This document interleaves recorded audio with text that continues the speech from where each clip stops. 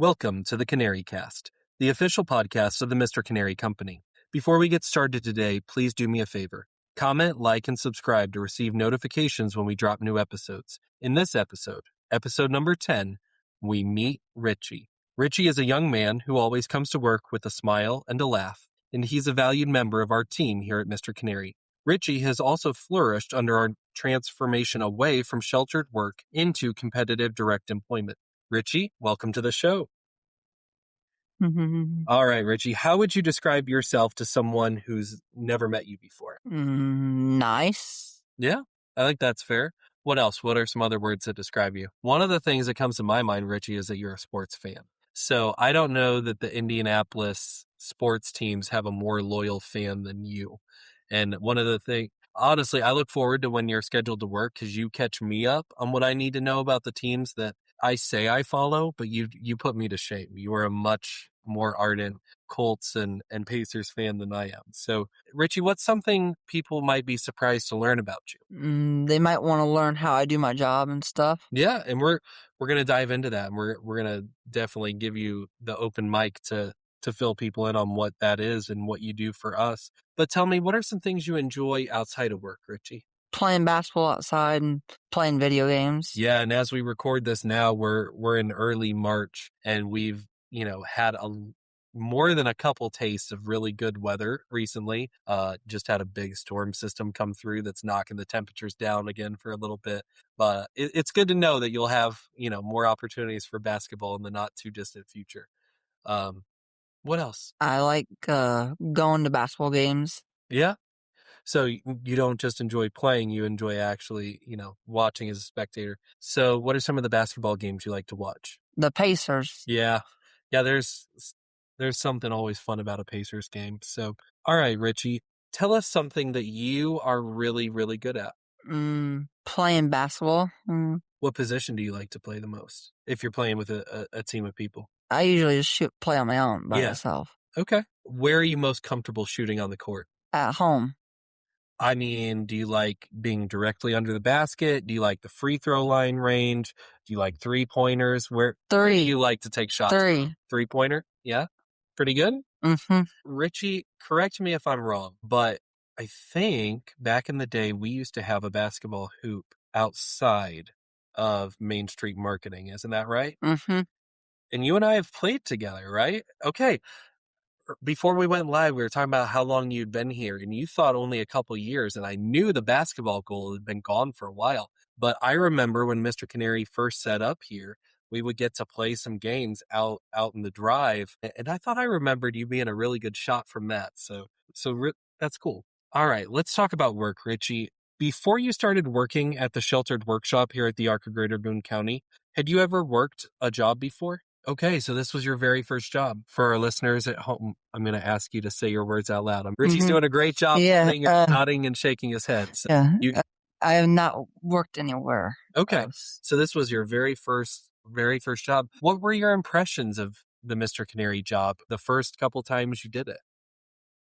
Did it seem easy, hard? Did it seem like too many steps? Or just what was your opinion when you first started working? Easy? Yeah? Do you remember which workstations you started out at? No. I think you can do quite a few different ones. And I want to say before we made all the changes in the workshop, you used to display socks. I think that's one you used to do for us. Did you ever do perching or sleeving? No. Okay. You've definitely helped on shippers. So we'll talk about that in just a second. So shipping tubes, and had you done socks before, or were you only shipping tubes before we made? I did socks. Changes? I did socks You did too. both. Oh. I did both. So for the listeners at home, Richie manages really one of the last steps we do in the Mr. Canary production process, and that's getting the finished units into cases. So for the tubes, that basically means assembling the shipping box and sliding the case display and the 12 bird feeders that go in it into the tube shipper and getting that taped shut. Then you have to play a game of Tetris in stacking them correctly on the pallets, which I'll be honest, I think Richie learned the correct stacking patterns faster than I did. And then what I like a lot more is shipping the socks because that's a little more straightforward. For the listeners, Richie, how many sock boxes go into a case? 6 Ooh, close. or 8. 8. 8 into a box. And so your job is to build the box, put those 8 units, it's 4. It's 2 rows of 4, and then you tape it shut and you stack it on the pallet. And Richie stacks we have some tall pallets here, don't we? I wanna say the tubes end up getting stacked 30 in a row, and we go 6 rows high, so it's 180 cases on a pallet.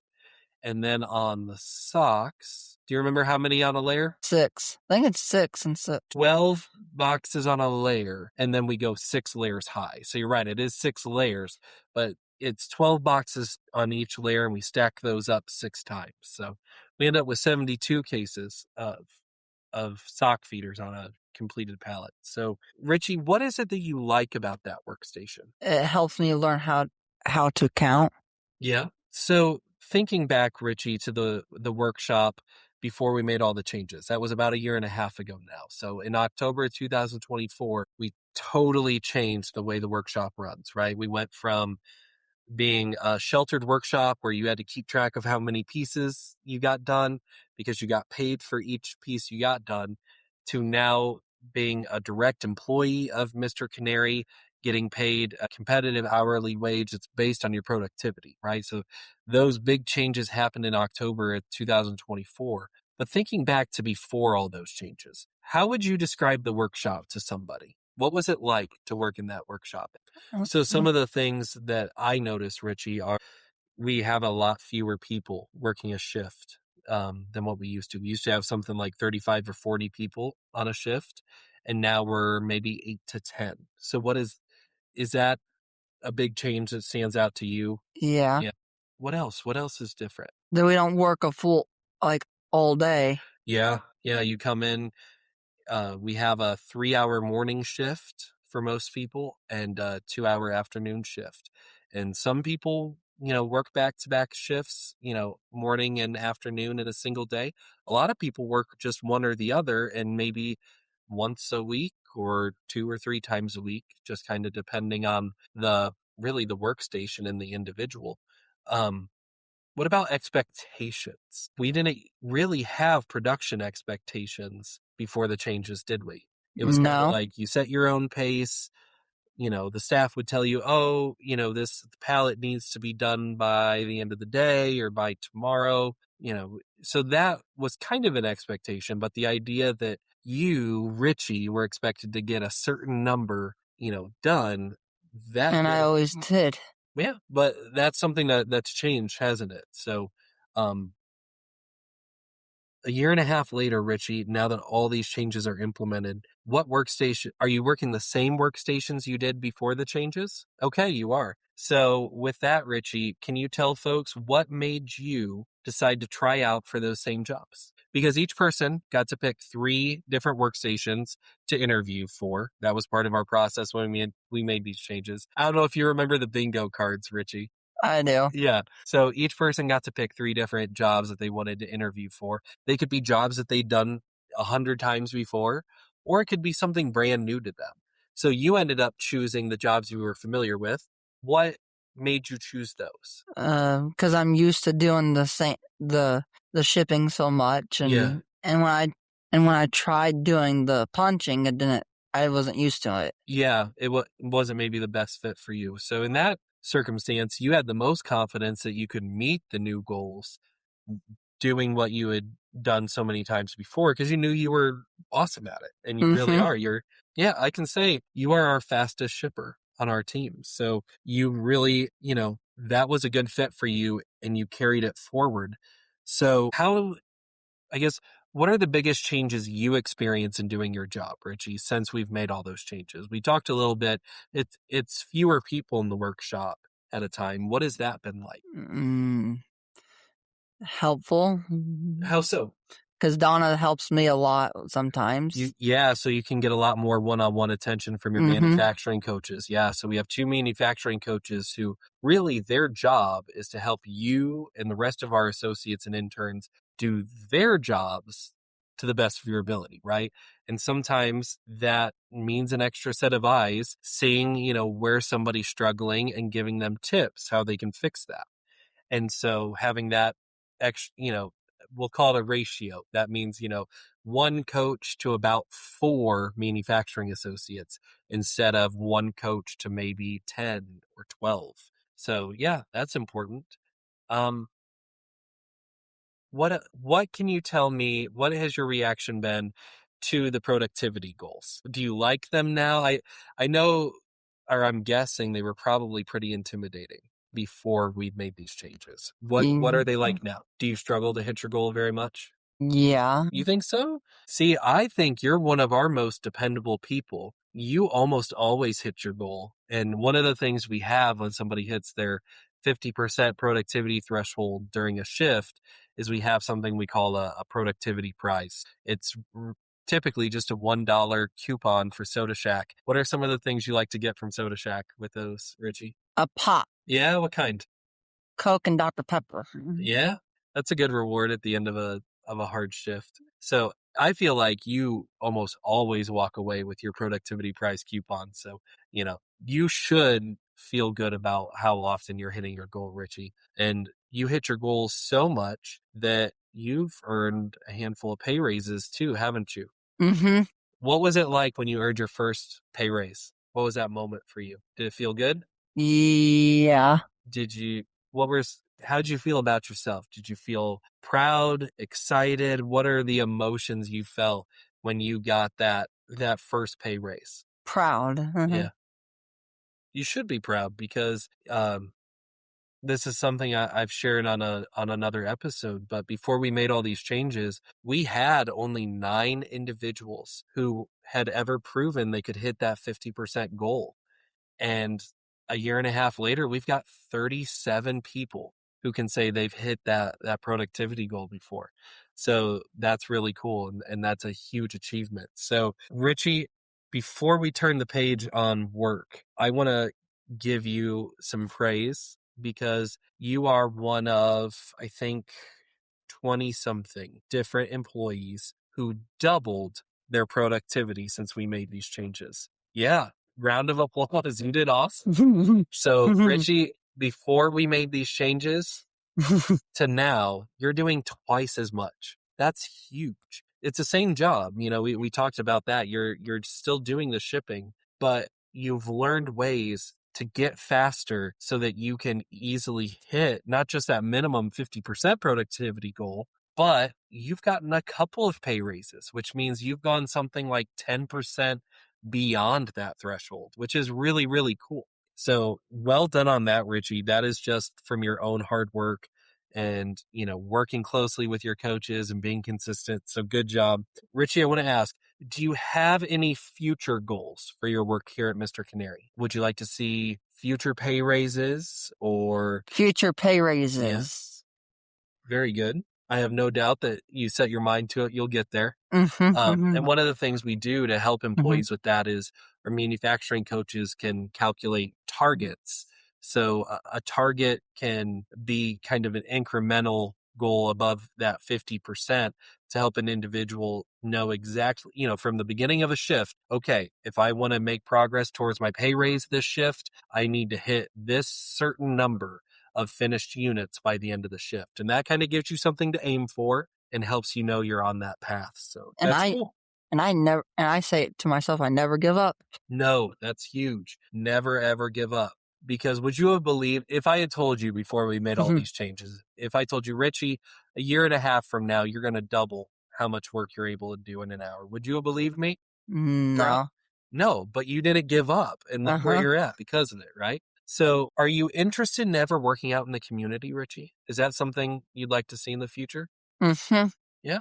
Well, what kind of work would you like to do? Like what's your dream job out in the community? Tell us about it. Probably a nursing home. Well, yeah, what would you like to do at a nursing home? Help out, volunteer and stuff. Yeah. What is it about that work that appeals to you, Richie? I mean, it'd get me more money so I can buy whatever I want, more video games or Yeah. more stuff, more clothes if I need it.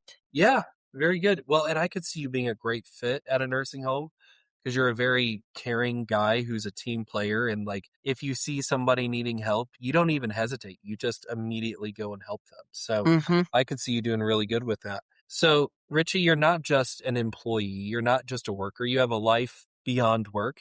What are some of your goals for yourself in your life overall? Just to, I mean, outside of at my group home, I'd like to learn how to make my own lunch. Oh, yeah. Very good. What are some things you like to eat for lunch? Ramen noodles Yeah. All right. Have and you done any of the cooking classes here at the Arc? one, but that's it. Okay. So would you like to do more of those in the future? Because that could go a long way to helping you learn how to make your own lunches. Mm-hmm. Yeah. Very good. Well, Richie, I have no doubt that you're going to continue to achieve your goals, both at work here at Mr. CANary, hopefully a community job in the future, maybe at a nursing home, and, certainly in life outside of work as well.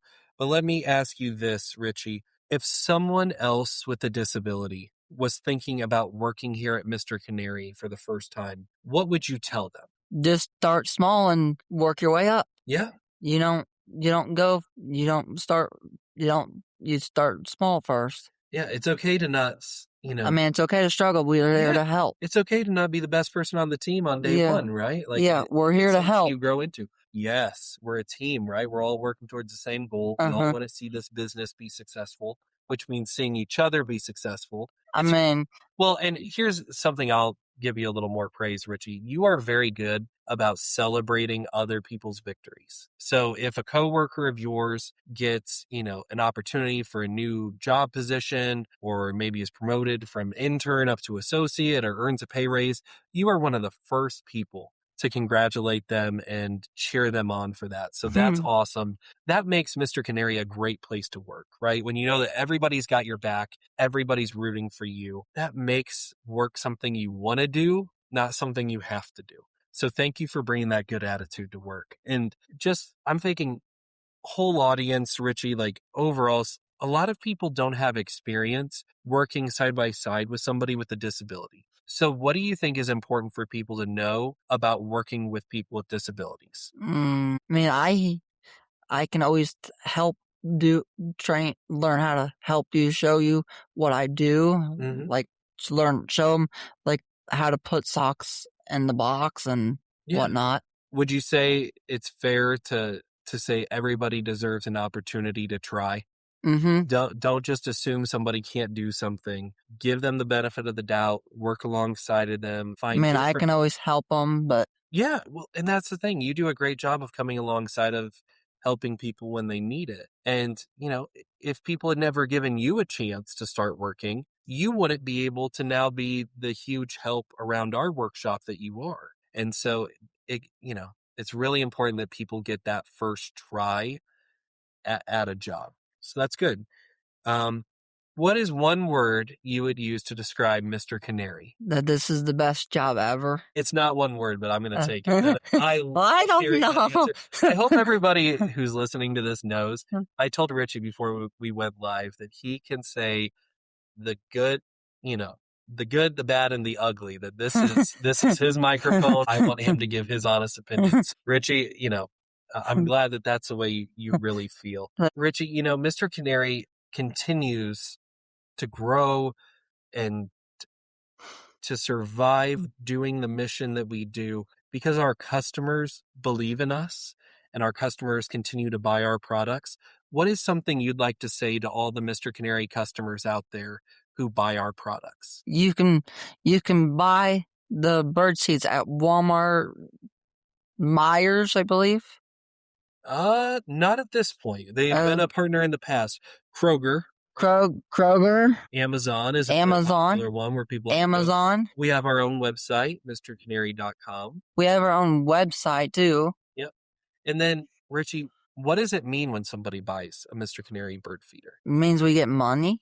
Yeah, it means we get to continue doing what we do here, right? Employing people with disabilities to have, whether it's their first job or uh, one job, and they maybe have other part-time jobs out in the community. It's our customers who allow us to keep doing doing this work. So they're super important, aren't they? Is there anything else before we wrap up the show that you'd want to say? All right, I think we covered a lot. Richie, thank you for everything you bring to our team here at Mr. CANary. We are incredibly proud of everything you've achieved in your time with us, and we know you've got big things ahead in your future. To our audience, please do me a favor, share this episode with everyone you know so that we can all celebrate Richie and his accomplishments here, especially in the last year and a half. Use the comment section to share your thoughts and encouragements for Richie. We'll make sure he sees those. Check out the links in the show notes for more information about Mr. CANary and the Arc of Greater Boone County. And thank you for joining us for this episode of the CANary Cast. Remember, buy a feeder, create a job. See you next time.